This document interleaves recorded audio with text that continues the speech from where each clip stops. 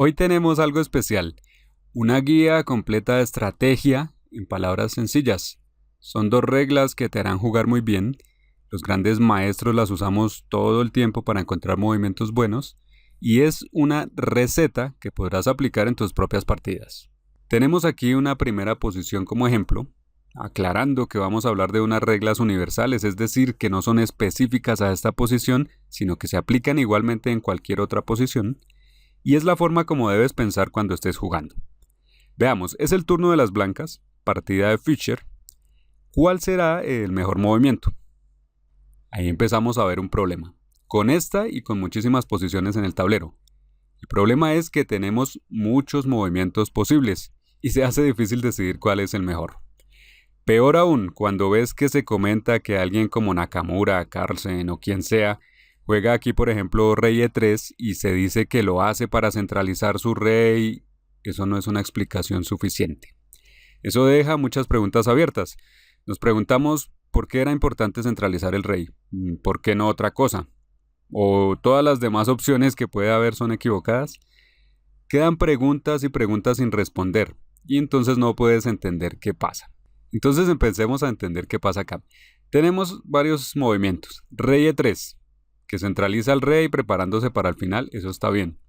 Pero también podrías jugar torre d1 o torre a3, torre a1, reposicionando las torres en mejores columnas, también estaría bien. También podrías pensar en avanzar los peones del flanco de rey, por ejemplo f5, por ejemplo h4, con un apoyo previo de la torre para aprovechar por allí la ventaja espacial. Son movimientos posibles. También podrías buscar unas mejores casillas para tus caballos. Es decir, vemos varias opciones, son muchas cosas diferentes que se pueden hacer. ¿Cómo, entre todo eso, saber qué es lo mejor? Entonces, olvidémonos de todo esto y pensemos de otra manera. La verdad es que una partida se gana cuando atacas. Atacar es lo mejor. Por lo tanto, si encuentras un movimiento de ataque, eso es lo que tienes que jugar. Entonces, en lugar de pensar en lo que usualmente pienses, no sé cómo pienses tú, pero supongamos que piensas, voy a mover las piezas por aquí y por allá esperando a ver que se le vaya el tiempo a mi rival. Bueno, no sé cómo pienses, pero en lugar de todo eso que normalmente pienses, simplemente debes acostumbrarte a buscar movimientos de ataque. Y eso significa mirar hacia la mitad del tablero de tu oponente e identificar si puedes tomar o atacar algo. Y eso es todo. Entonces veamos cómo hacerlo. Delimita mentalmente la mitad del tablero y encuentra movimientos que entren allí, que ataquen algo. Y hay algo bueno en esto, y es que por lo general no hay muchos movimientos que cumplan con este requisito, así que no hay que esforzarse mucho. Por ejemplo, en esta posición, ¿podemos tomar algo? Podríamos tal vez pensar en tomar el peón b6, pero está atacado por 2 y defendido por 2, así que no sirve. Podríamos atacar algo, tal vez nos gustaría entrar con el caballo a d6, pero esa casilla tiene más que suficientes defensores, así que perderíamos material.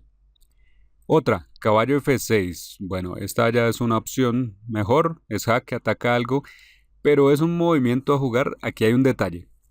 Tenemos que diferenciar entre un verdadero movimiento de ataque y uno que no lo es. Un verdadero movimiento de ataque implica que nosotros avancemos y nuestro oponente retroceda, que se defienda, que haga su posición pasiva. Si caballo f6 hiciera mover al rey, diríamos que está muy bien, sería un verdadero movimiento de ataque. El caballo avanzaría y las piezas enemigas tendrían que responder de forma pasiva. Pero en este caso no es así, aquí simplemente se intercambia alfil por f6 y no pasa nada más. Eso no incomoda para nada a tu rival. Por esta explicación, entonces, caballo f6 es un movimiento a considerar, sí, pero solo por unos segundos, porque luego hay que descartarlo porque no es un verdadero movimiento de ataque. Bien, entonces hasta ahí hemos visto los movimientos de ataque y es normal que no encontremos ninguno porque la posición no los ofrece. ¿Qué hacer en ese caso?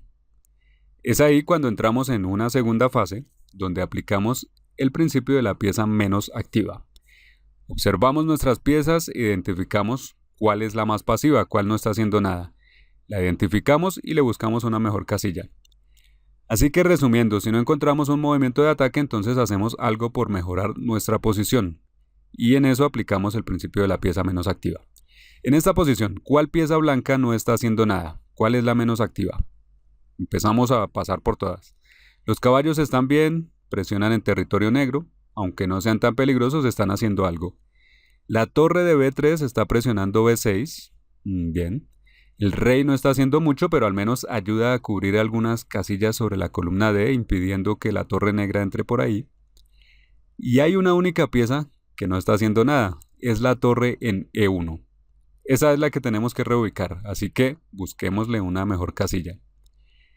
Torre D1 podría ser, entonces se daría un intercambio, pero Fischer jugó otra que es más agresiva, torre F1, donde después de torre D5 siguió torre F3, y la idea es torre H3 y atacar los peones del flanco de rey, ahí ya la torre empieza a ser más activa.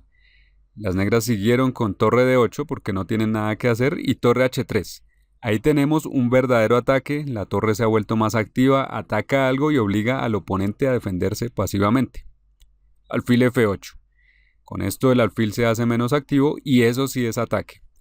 Y ahora que el alfil se ha ido, ya no cubre F6, eso nos permite hacer un caballo F6, ahora sí, jaque, ataque.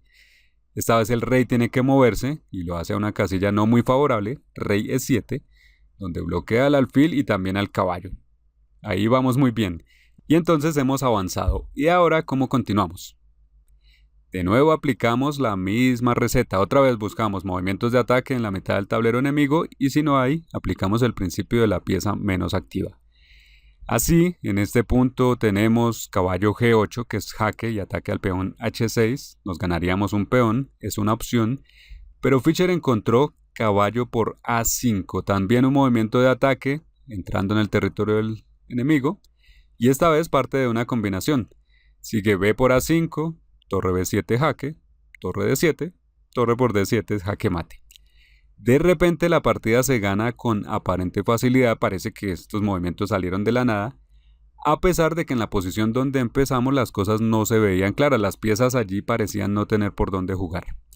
Entonces hemos visto que simplemente aplicamos dos ideas sencillas y si Fischer, que es uno de los mejores de la historia, encontró esto, tú siguiendo este par de reglas puedes encontrar los mismos movimientos. Un detalle más aquí. Volvemos antes de caballo por A5 para decir que aunque esta táctica parece fortuita, tal vez sí o tal vez no, si esta no funcionaba, ahí teníamos también caballo G8, jaque con lo que podíamos ganarnos un peón, conseguir una pequeña ventaja y tendríamos también una probabilidad más alta de ganar la partida. Entonces es por eso que la forma de pensar con base en estas dos reglas es tan buena. Nos sirve para resolver posiciones tácticas, si hay una táctica de por medio, pero al mismo tiempo nos sirve para encontrar movimientos de ataque en cualquier posición. Esperamos que lo hayas entendido. Vamos a ver otro ejemplo para que todo quede más claro, pero antes te doy las gracias por tus buenos deseos en mi cumpleaños.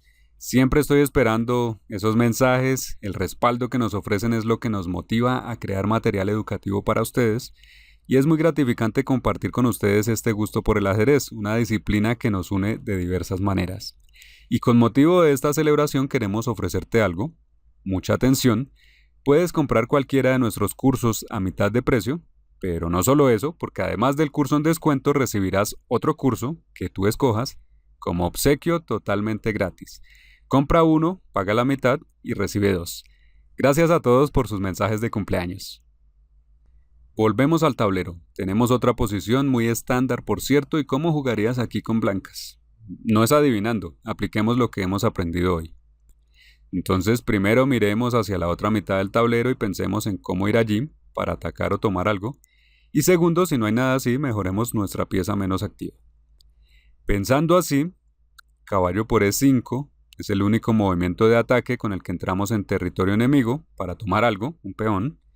Conseguimos una ventaja ganadora y vamos a seguir con D4. D4 atacará al alfil, ganamos tiempo, construimos una buena posición con un centro ideal y después de, por ejemplo, caballo F6, D4 hacemos ahí, tenemos ya ventaja ganadora que incluye un peón de más. Parece muy obvio jugar así, pero lo curioso es que las estadísticas en esta posición muestran que la gente juega aquí, caballo C3, alfil C4, C3, D4, juegan cualquier otra cosa y no caballo por E5. Entonces puedes ver de inmediato que con las dos reglas sencillas que hemos aprendido podemos superar a la mayoría de gente. Pero esta posición es muy sencilla, veamos otra más compleja. Esto es más adelante en la misma partida, juegan las blancas. Piensa en qué jugarías. Vamos a aplicar las mismas reglas. Repetimos que encontrar movimientos de ataque no es tan difícil porque en la mayoría de los casos no hay muchas opciones disponibles. Aquí, por ejemplo, está mirando así rápidamente, caballo por D5, que no nos da nada. ¿Qué hay de caballo H5? ¿Es un movimiento de ataque? ¿Qué opinas? Espero que te des cuenta al instante que no. Un movimiento de ataque debe forzar a tu oponente a defender, o sea que debe haber una amenaza. Caballo H5 entra en el territorio contrario, sí, pero no amenaza nada. Las negras pueden jugar después de eso lo que quieran, entonces debemos seguir buscando.